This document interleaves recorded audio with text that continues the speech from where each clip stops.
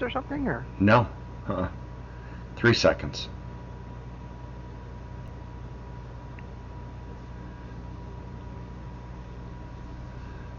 Welcome everybody to Dynamite After Dark. I am your host Zanman Shane Sabuni, along with my good buddy Jeff.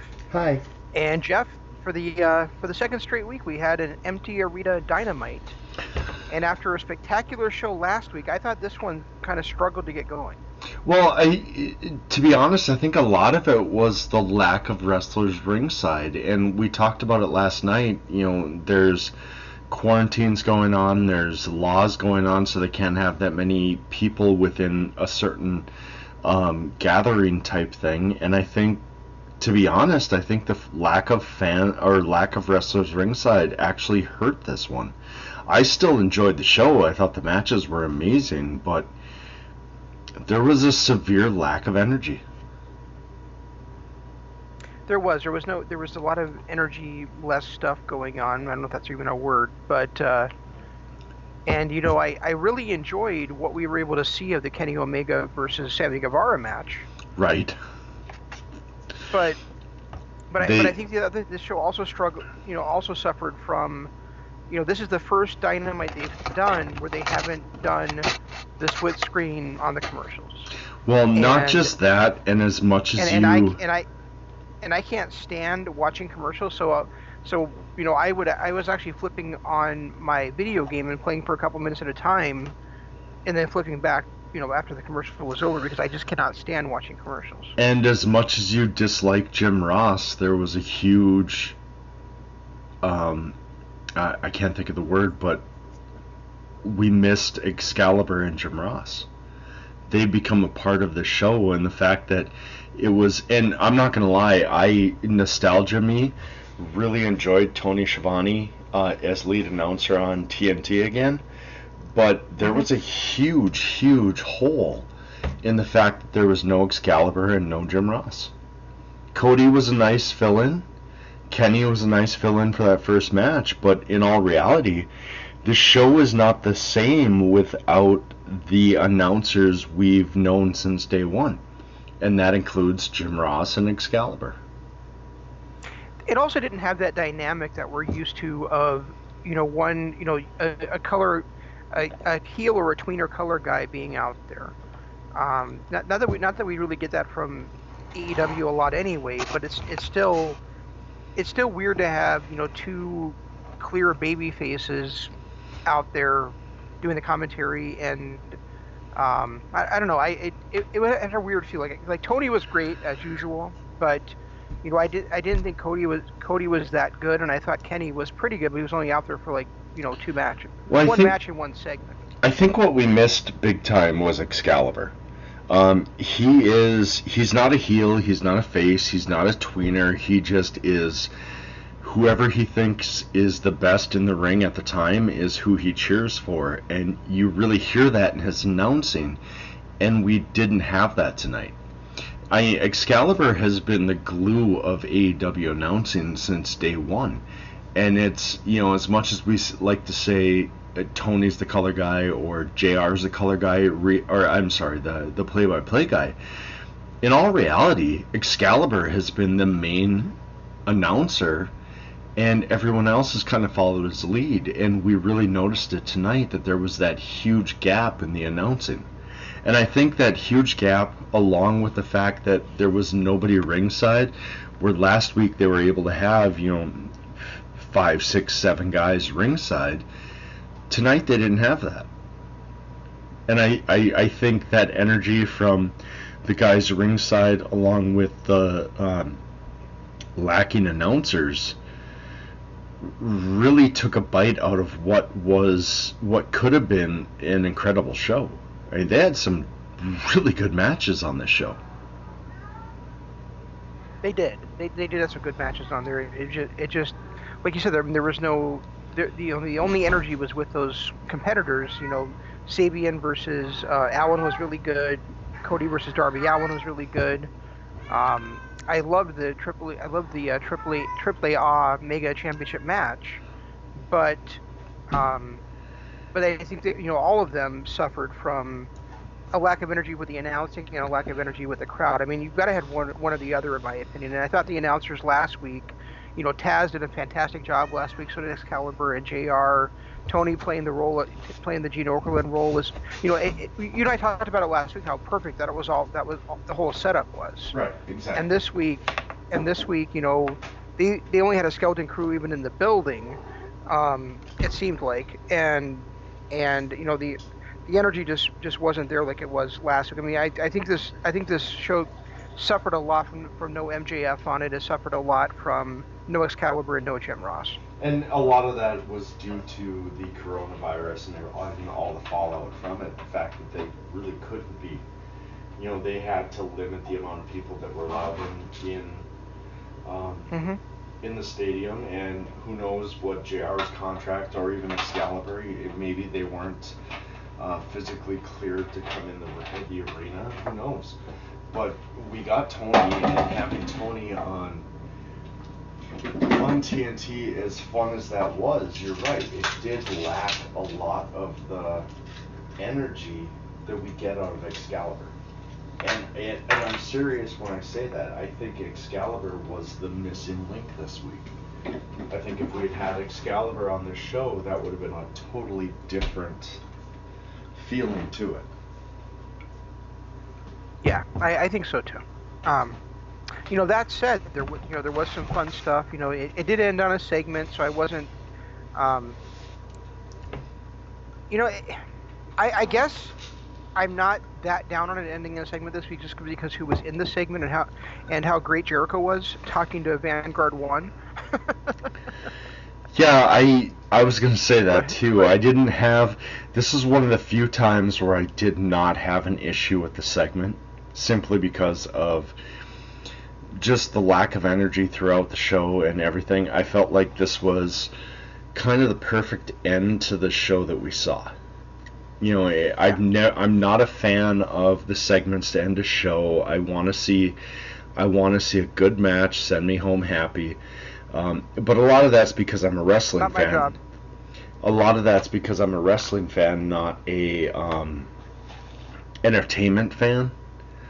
When I'm watching a wrestling show, I want to see wrestling. I don't want to see entertainment. So, we've talked about this before. It's a lot of the reason why we quit watching WWE and started watching these independent programs was because of the way they ended shows. You go home on a segment, you feel like you're missing something. Where when you go home on a high energy match, a great main event, it feels complete. And this time, with the way that everything worked out and the way that we saw things progress, even though that match, that Triple A Mega Championship match this was still a great way to end the show.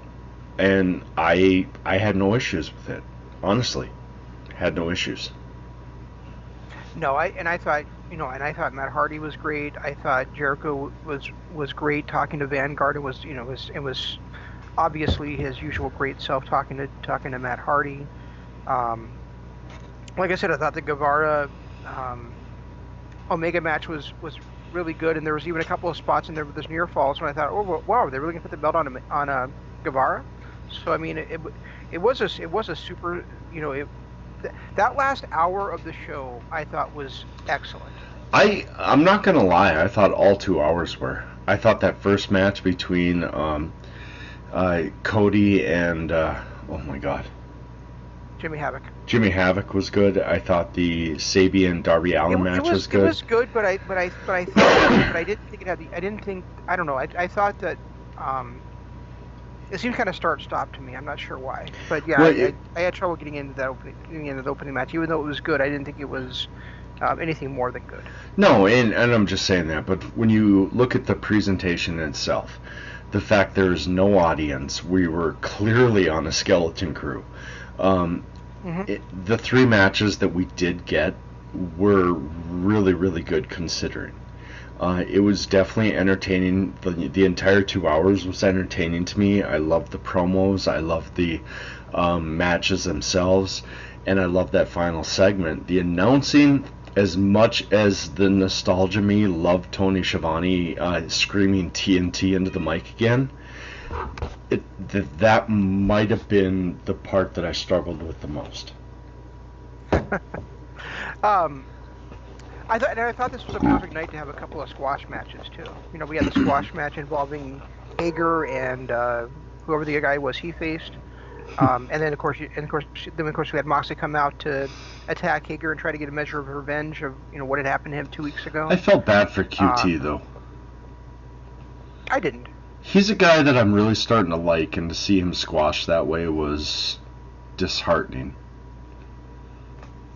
But yeah, but would you have felt worse if it was him or Peter Avalon? Actually, him. I love Peter Avalon. I think he's very talented. But if the Librarian had been out there, I would have been more okay with it than I was with QT Marshall. Because I think it's a weird. I don't want to. I think the reason why is because I still have hope. I'm gonna come over there and fuck you up. Let's just put it that way. That is not maintaining social distance, sir. I'm gonna break it just to fuck you up. Let's just put it that way. There's something like I think Peter Avalon at this point in AEW is a lost cause. I don't care what happens with him. He could have a complete change in his character. He'd go back to the heel guy that he was in NWA. I think he's a lost cause. QT Marshall, I think, still has something with the fans where he could bounce back and become an actual star in AEW. So I think had this been Peter Avalon that lost to Luke Harper, or not Luke Harper, Brody Lee, I would have been more okay with it than I was with QT Marshall losing. Well, yeah, I guess one thing I would point out is that QT Marshall right now is being used as a tag team talent, so I don't think him losing a singles match to someone they're trying to make a big deal in the Exalted One, Brody Lee, is really going to hurt him in the long run. It just but it was a good choice, especially since he's one of the elite friends and family that could be there on hand, and he's one of the executives with the company as well. I think he was a good choice all around to be the guy that Brody Lee defeated. All right, yeah, that makes sense. I guess the part that I have a bit of a problem buying into is Cody being so reluctant to have the first match for Lance Archer. Yeah, that was a weird segment though, because he was reluctant and then he was okay with it. Then he was reluctant again. Then he was like, okay, let's do it. Then he was reluctant, and then finally he agreed, and now we're going to get that next week. It was he said we were going to get Lance Archer's debut match next week. He never said it was going to be against him. He basically said it was going to be against him. From what I got out of it, because it was just weird the way that he kept going back and forth with his, yeah, let's do it, okay, no, you don't deserve it, okay, let's do it, but you should have it against this lower opponent, but okay, I'm okay with it, let's do it. I would have been a lot more down with that segment if he had said something like, I was Darby Allin's first singles match here, and then Sean Spears decided to make an example of me, and I was his first singles match here. I'm not going to keep being the bounty that other people are coming in here trying to collect because they want to make a name for themselves. So you need to work your way from the ground up if you want a shot at me. That's what I would have liked to have him say.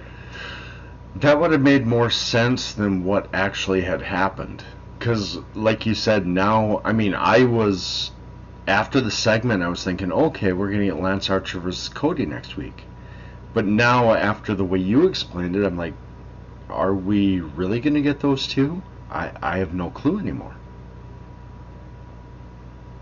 Yeah, I don't either. And I do want to see Lance Archer versus Cody, and I wish Cody had just accepted it. But I'm just saying that if he was going to take the stance that he did, I would rather he had brought up the history of what had happened in AEW as a reason to not do, because you could even include MJF in there. I mean, Right. MJF had other singles matches, but he still, you know, targeted Cody to be his, to climb the ladder on. And that was his first real single. No, I guess he did have a couple singles matches. Right. He only had a couple singles matches, so. Um, yeah, so I mean, I agree that was kind of a confusing way for Cody to say it, but that I heard him say it, it didn't guarantee at least that it'd be against Cody. Right. Okay, and that makes sense. That makes sense. That's the way you took it. And that's even kind of the same thing. I just looked it up on, and they haven't announced it as Cody versus Lance Archer. They've only announced it as Lance making his debut on next week's show. So,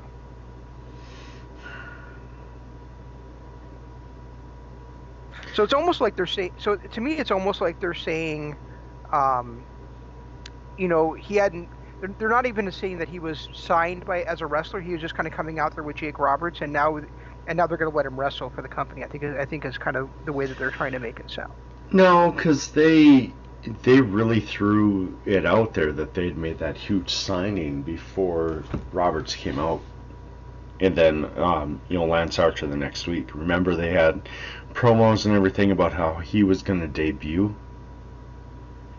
I do, but then they backtracked on that, and he didn't debut that week, and now it's 3 weeks later he's making his debut. So But I think, or no, it's it's, still it's the gonna be it's gonna be a full month actually. well, no, because he Go ahead. debuted after week 2. Roberts came out and was his mouthpiece, and then he debuted the next week.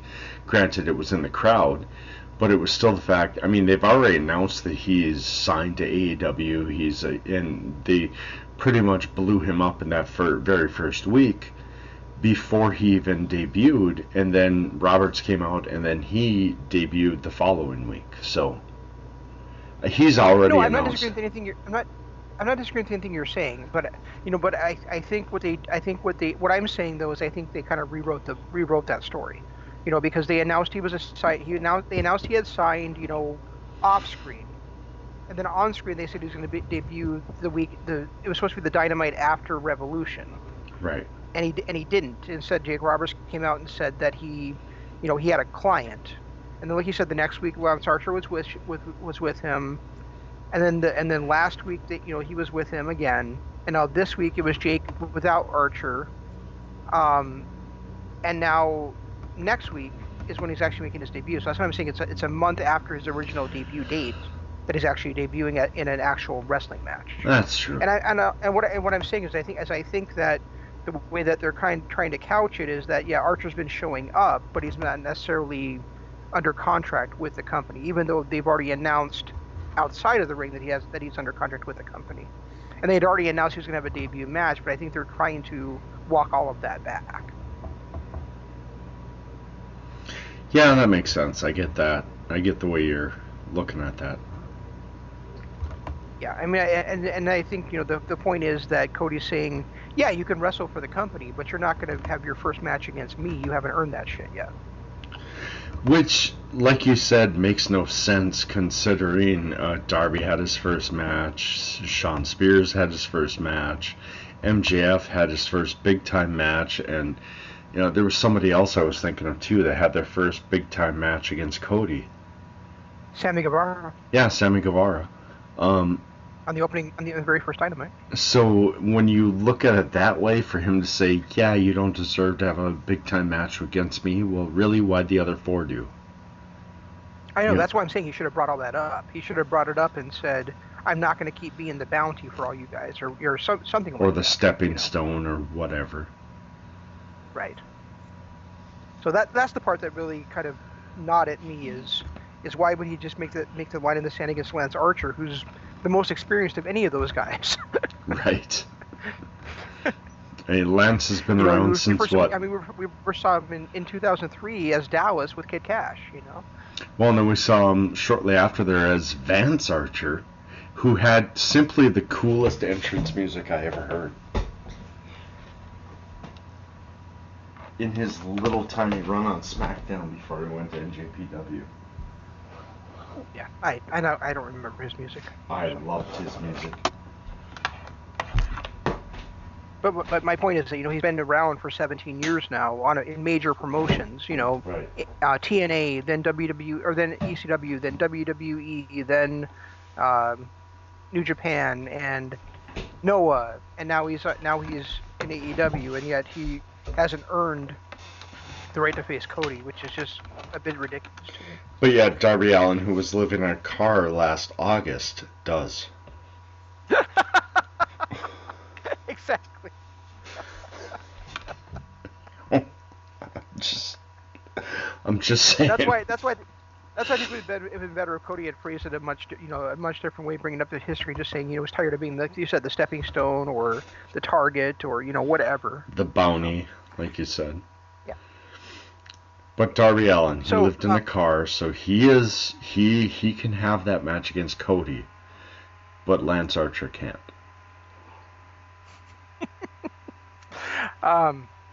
And I just want to be clear that I didn't think tonight was a bad episode of Dynamite. I just didn't think it hit it out of the park like the last few have. Well, it was really, really difficult when you considered there was really only, and it's hard to call Tony Schiavone a staple of the announce team, considering 99% of the time he's just the ring announcer. He, like you said, the Mean Gene Okerlund of the group. The fact that I wouldn't say 99% of the time, but he's definitely been it's mostly been him, JR, and Excalibur as the ring team. But I mean, sometimes they'll have Taz fill in. They've had other people fill in for him. So yeah, I mean, he's definitely been the man on the announce team that's been there the least amount of time. Even though I would say he's still 75% of the time part of the announce. And like I said, a nostalgia feel to him being on that team and being the guy to scream, "We'll be back on TNT," or was a nostalgia thing. But in reality, it did not feel like the AEW announce crew tonight. And I seriously think a lot of that was because of Excalibur. I mean, we give a lot of flack to JR. JR is an important part of that, but I think Excalibur is the rock to that announce team. And without him being there, it really, really felt like it wasn't an AEW broadcast. Right. I think and I was thinking how would I have felt if Chris Jericho had been in Cody's seat instead of Cody? And I think I would have felt. I still don't think I would have enjoyed it as much because I think that Jericho would have eventually gotten old in that spot. Even though as good as he was last week, I do think that that he can not be overwhelming, but I think he can grow kind of stale if you get too much of him on the mic. But maybe the best solution would have been to have it be a 3-man booth, but it'd be Tony, Cody, and Jericho, and then Cody and Jericho, would kind of be playing off each other and sniping back and forth at each other. I think that would have been a lot of fun.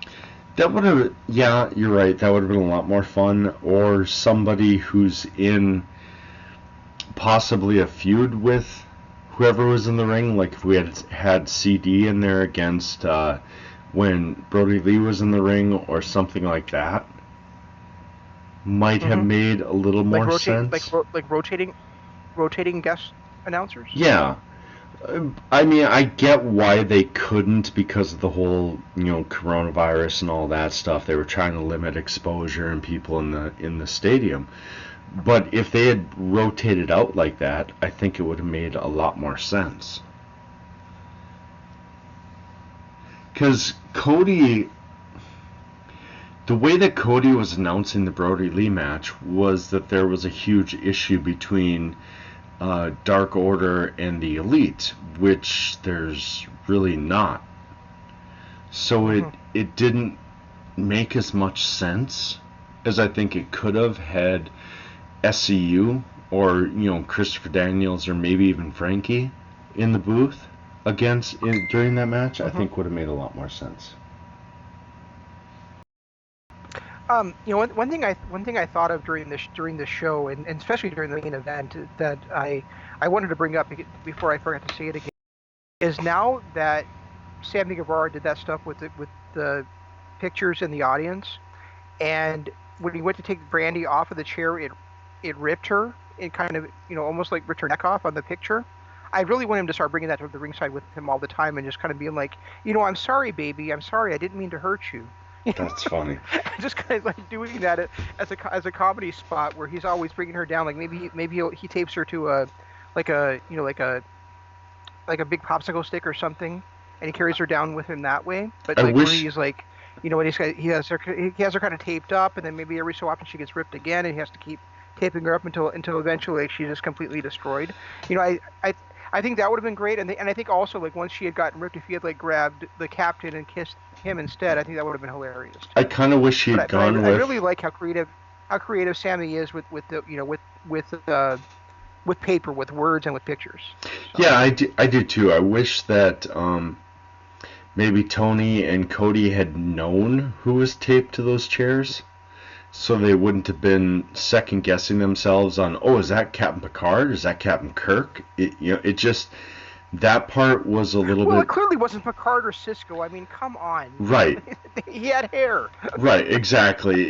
So that part was a little bit disturbing and distracting. And then when they finally got to Kirk and he said, and whoever the other guy is, I was like, okay, come on. Maybe we should have planned this out a little bit better so that it made some kind of sense to what was you guys were talking about instead of spending half the match guessing on who the other guy was. Or just say something like, how about you tweet us your suggestions as who do you think that is in the captain suit? Right. Yeah, I agree. But I think Sammy is, creative in all kinds of ways, and I'm glad to see him using that tonight when, making a crowd out of pictures when there wasn't one out there for us. Well, it seems like he keeps coming into his own a lot more and more. The more I see of him, the more I see a young Chris Jericho from 95, 96, 97, where he's just out there doing things to see what sticks. He's singing along to the audience. He, last week he was the only one singing. He's taping pictures to the crowd. He's doing whatever he can to entertain. And that reminds me a lot of Jericho in 95 and 96. I mean, the whole reason Jericho got to the man of, what was he, 10,000 moves or something like that, where every other move is an armbar. Yeah, it is because he was given that creative freedom to do what he wants, and he's shown. And you're kind of seeing that same element out of Sammy Guevara, where he's given that freedom to be himself, and he's making the best of it, and he's good at it on top of it all. Yep, agreed. Yeah. And didn't Bischoff admit that 99% of what Jericho did was because of Jericho? Yeah, I mean Jericho would run ideas by him, and he'd be like, "Yeah, go ahead and run with it," because he was focused on other things. He even at the time Jericho was starting to rise up, he had a lot of people from Turner and AOL in his ear, like, you can do this, you can't do that, and he had stuff Jericho in his book basically said that Bischoff didn't pay attention to him because of the stuff going on with the NWO, and he didn't really care about the cruiserweight division. But really, what Bischoff has said is, even at that time, his attentions were divided so many other ways business-wise that he just couldn't, be the driving force creatively or management-wise that he should have been. Well, and Bischoff even admitted that Jericho was the reason why Jericho got over, was because he was allowed to have his creative freedom, and 90% of what he did was his idea. The Bill Goldberg stuff, the man of 10,000 or 1,004 holds was his idea. The Hoovy stuff, everything that he did in the mid 90s to get over and ultimately get him into the WWE was his idea. And you're kind of seeing, like I said, you're kind of seeing some of that stuff out of Sammy, where Sammy is given that creative freedom, and the dude's a funny guy. You know, he has creative ideas that are being used, and as long as these are his ideas, by the way. Um, but what I'm seeing, you know, he is like with the pictures this week and the singing last week and getting, you know, the crowd to chant along and sing along to Jericho's theme music and, you know, stuff like that. Guevara is a very creative guy who's going to shine through in the end. He's talented in the ring, he's creative on the mic, and just in general, I think, you know, he is going to be one of those guys in the long run that is going to be huge because of it. Yeah, and you know, I hope he takes advantage, and I think he will, because regardless of what we see on screen, you know, we've seen him on his YouTube channel, and he's actually a very, very humble guy. Right. And always willing to learn. And I think that, you know, getting the chance to wrestle Cody on the debut episode of Dynamite, who is, in my opinion, the greatest, you know, old school classic storyteller we have in pro wrestling these days. And now tonight he gets a chance to wrestle the overall best wrestler on the planet for the last 3 or 4 years, in Kenny Omega. I think those are great learning opportunities for this young guy who we see superstar potential in.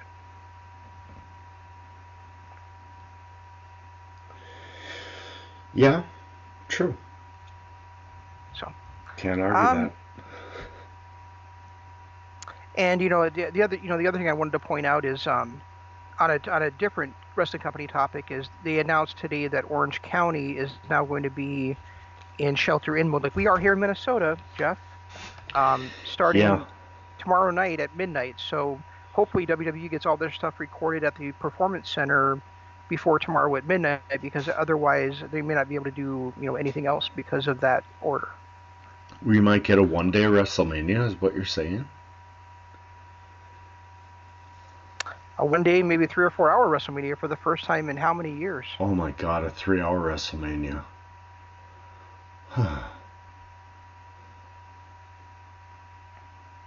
So much excitement just went through me. I can't imagine. Oh, well, even WrestleMania 4 was 4 hours, I think. Oh my God, a 3-hour WrestleMania. That's all I care about. That's all I wish for. Is a 3-hour WrestleMania.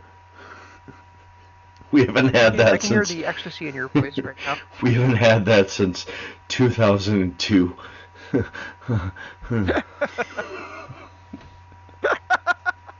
Fuck. You sound like Butthead. Oh my God. That's been my biggest gripe for the last 10 years is the length of pay-per-views and how long they've gotten. The fact that it's bad enough that if you're a WWE diehard and you have to watch Raw and then SmackDown every week, you're spending 5 hours a week on wrestling. But then to dedicate 8 hours to a WrestleMania or a major pay-per-view is just... it's just maddening. And it's become every month. Even their one-off pay-per-views where it's the just, you know, start of a feud is a 5.5 hour pay-per-view now. When you factor in the pre-show and all that stuff, it's just maddening. Truly is maddening.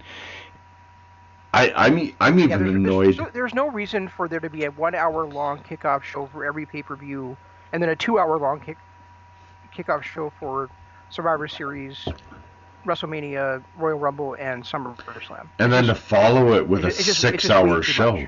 And then to follow it with a 6 hour show. Yeah. I mean, it literally is just anyway. But it's not just them. I mean, even AEW, their last show was what, 4.5 hours? It's like no, the last show was 3.5 hours minus the pre-show, so it's probably 4 hours. But regardless, it's still 3.5 hours for a pay-per-view is starting to get to the point of just disgusting.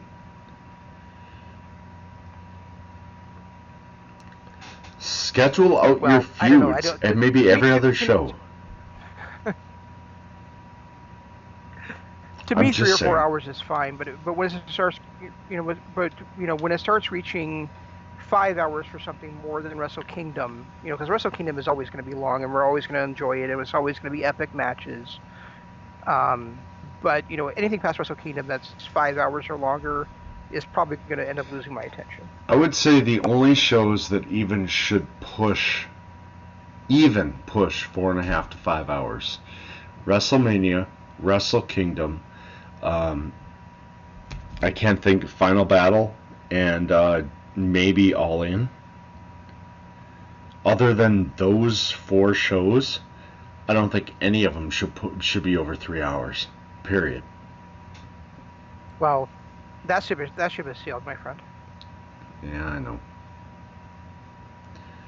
I mean, maybe in the current time, if they keep, if there is still a Double or Nothing somehow for AEW, maybe that'll only be 3 hours because you really can't do much more than that in an empty arena. But I really think that for standard pay-per-views, and if you want a 3 hour pay-per-view, Impact and Ring of Honor deliver that almost every time. So, Right. but yeah, AEW is probably going to be 4, NJPW is probably going to be 3.5 to 4, and WB is definitely going to be 3.5 to 4. Oh, I know that's a norm, but I'm just saying for my perfect viewing time, that would be the way that I would want it. Nothing more than 2.5 to 3 hours on a normal pay-per-view, and then save your 3.5 to 4 hours for your one big card of the year.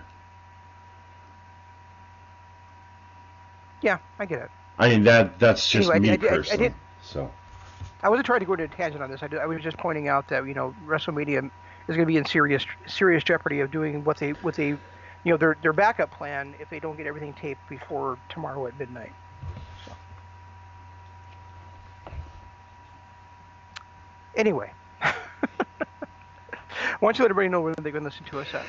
guys, you're probably listening to us hopefully on YouTube. If not, make sure you check out our YouTube channel. It's youtube.com/Kingdom of Honor, and make sure you like the channel, subscribe to the channel, and ring the notification bell so you can get all of our shows. Which hopefully, and by the way, Shane, maybe I'll talk to you tomorrow. I might have some good news. We might be able to do a show on Monday. So keep looking forward to that.